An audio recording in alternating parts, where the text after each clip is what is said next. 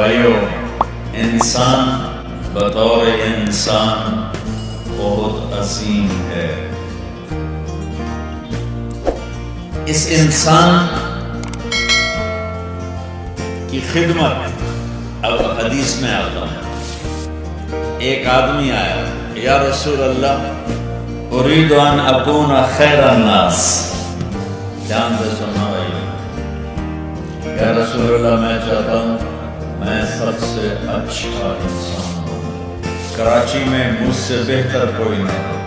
لاہور میں، سندھ میں، ہند میں، بلوچستان میں، سرحد میں، پوری دنیا میں، یا اللہ میں سب سے بہترین انسان بن جاؤں. تو اپنے نبی کا جواب سننا. ہمارے پاس کتنی عبادات کی شکلیں ہیں، نماز، روزہ. دیکھو فرضوں کی بات ہے، فرضوں کی کوئی معافی نہیں ہے. نماز فرض، روزہ فرض، یہ ہر مسلمان مرد عورت پر ہے. زکوٰۃ اور حج مالدار پر ہے، غریب پر نہیں ہے.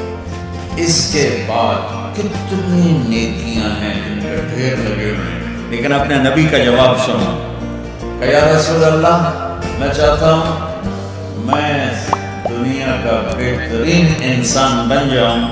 تو میرے نبی نے کہا کن نافعا للناس تکن خیر الناس، کہ میرے دوست لوگوں کی خدمت کر تو سب سے بہترین انسان بن جائے گا.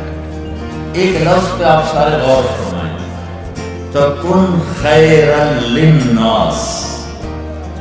میرے نبی نے یہ نہیں فرمایا تکن خیرا للمسلمین کہ تو مسلمانوں کی خدمت کر تو سب سے بڑا آدمی بن جائے گا. آپ نے کہا نہیں، انسان بطور انسان، یہودی ہے، عیسائی ہے، مسلم ہے، نان مسلم ہے، سب کی خدمت کر تو سب سے اعلیٰ درجے کا